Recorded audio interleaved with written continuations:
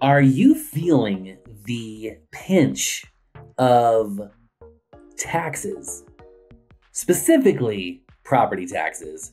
And are you tired of paying the man for your home ownership?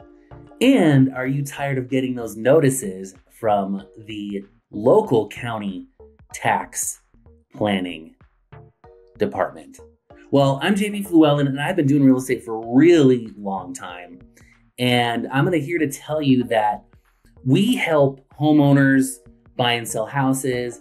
And in today's video, I'm going to help you beat those rising property taxes.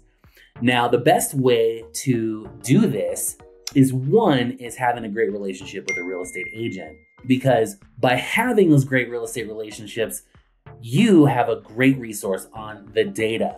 And believe it or not, a lot of counties get their information based off of, you guessed it, nothing. They just come up with a number because they see that there's growth in the area, there's new businesses coming in, and therefore they feel that you, Mr. and Mrs. Homeowner, that you should be paying more taxes. And a lot of those values are actually based off of drive-by appraisals.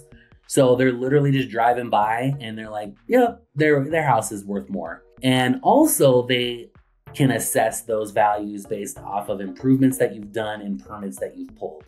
And so if you're doing home improvements, you're pulling permits, and they know you're doing capital improvements on the property, and that is where the increased value comes from when you see that bill and you're like, holy crap, my stinking real estate taxes are going up. And then, or they'll do like a blanket raise. So one of the things is that you need to understand like where those values come from. And like I said before, I've had conversations with our tax assessors, and they literally have told me that, well, we use a combination of an algorithm, and then what do other states do? And then that's how they come up with these values. So a lot of it is based on zero, nothing. It's based on just what they feel. And they'll just do it to all the houses in the area, understanding where that comes from. And then the other thing is the next thing to do is then how to gather the information on how to combat the raise of taxes or their proposal of taxes. Now, one thing you need to understand is that there's usually a deadline associated with this. So you have to get your information, gather your information, and then submit your argument against the raise of your taxes before the deadline. Because if you go in there after the deadline, you're paying those anyways, you're screwed. And they usually, like in our area, they assess these values about once every 4 years. And so I've gone in and I've gathered up all my information. There's usually a form you have to fill out to basically appeal the decision on what they think your house is worth. And so gathering up all that information and then coming in with all your documentation. So what I did with mine, and I actually challenged 5 of my rental properties and I won all 5. And what I did was I literally just came in with the tax assessed value from the previous time. I've kept you got to keep that documentation. I actually did a CMA on my property and found out the real value of my property. And I came in with that information as well. And I said, based off of comps, and I took comparable sold data in the area.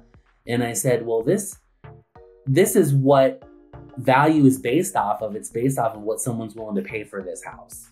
That's the value. And then the tax base is based off of the standard rate of the taxes as value. So if they have a rate that's in there for the taxes as value, and I came in and I said, no, my house is worth XYZ amount based off of sold data.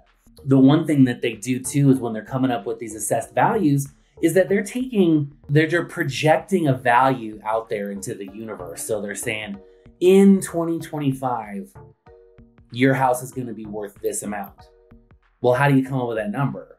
Well, if you don't have any comparable sold data, it's just a made up number. So if you can come in and say, even if you have to pay a real estate agent for a BPO, a broker's price opinion, pay him $500, it's worth to have a lower tax rate for the next 3 to 4 years to pay a real estate agent their time to give you that evidence of value and then be able to make a educated argument against the new value. Now, one thing you don't want to do is if you have a lower tax rate and you are arguing that you want it even lower, they're probably, even with the amount of evidence that you present, they're probably not going to entertain that as well.